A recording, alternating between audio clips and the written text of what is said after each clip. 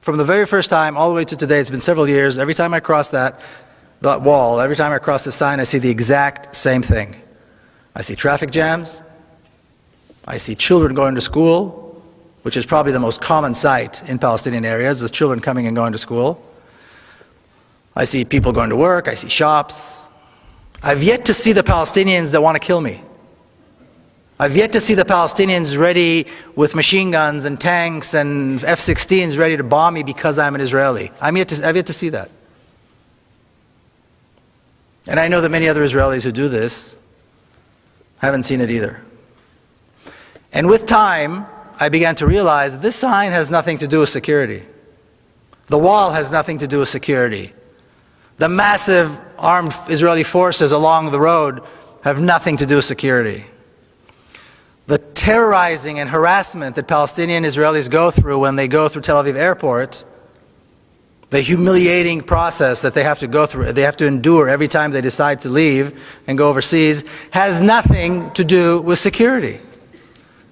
It has everything to do with racism, with hatred, and with a deep desire to keep us apart, to keep me privileged and them with no rights.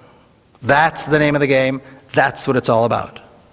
Now in this picture I stand with my friend Jamal, who sat in Israeli prison for many, many years. In fact, he was given a life sentence, but he was exchanged in one of the prisoner exchanges between Israel and the PLO.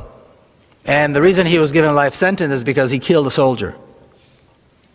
He and 3 others, saw 2 young Israeli soldiers guarding a bank in Ramallah, of all things.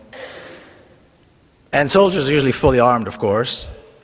And they approached them and they stabbed them to death with a knife. And for that they were later on, beaten, tortured, and arrested and given life sentences. But when I see the picture of the 2 of us standing side by side, I have to wonder which one of us is really the terrorist. Because according to this, it's certainly not him. I, on the other hand, served in the Israeli army, an army of occupation, an army of oppression, an army whose sole purpose is to make sure that he does not have a state, he does not have rights, and he dare not resist. So yes, my army has uniforms and commanders and generals, but which one of us is really the terrorist? I'll give you one example. Almost exactly 4 years ago, as Israel began its attack on Gaza, September the 27th, 2008, at 11:25 in the morning.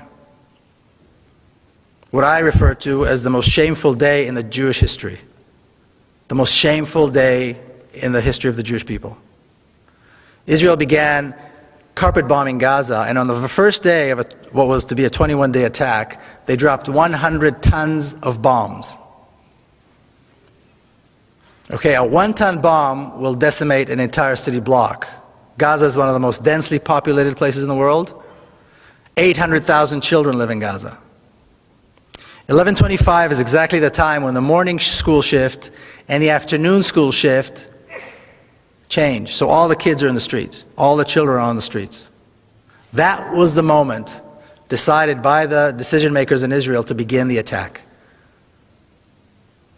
This was the first day of a 21-day slaughter that had absolutely no justification. If that's not terrorism, I don't know what is.